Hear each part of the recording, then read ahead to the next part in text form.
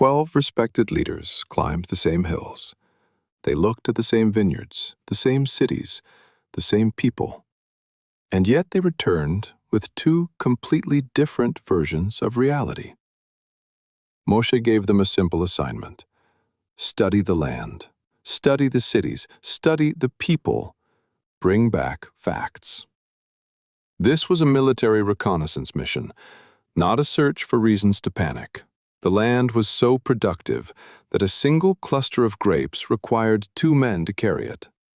The blessing wasn't hidden. It wasn't subtle. They were literally carrying proof of abundance on their shoulders. The facts hadn't changed, but the interpretation had. The conversation slowly shifted away from the goodness they had seen and toward the dangers they feared. The cities are fortified.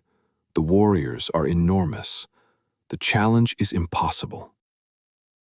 And suddenly, the mission stopped being about the land, and it became about their own limitations. Kalev saw everything the others saw, the walls, the giants, the risks. But he reached a completely different conclusion. Not because his eyes were different, because his perspective was. 12 men observed the same reality. 10 saw reasons to fail, 2 saw reasons to trust. The land never changed, only the lens through which it was viewed.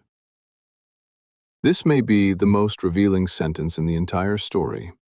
Not, "They saw us as grasshoppers," but, "We were grasshoppers in our own eyes." The battle was happening inside first. Once they felt small, they assumed everyone else saw them as small. Fear became a filter, and the filter became reality. That is the beginning of how insecurity rewrites the world around us. The people listened. They cried. They gave up before the battle had even begun. And one fearful report reshaped the destiny of an entire generation.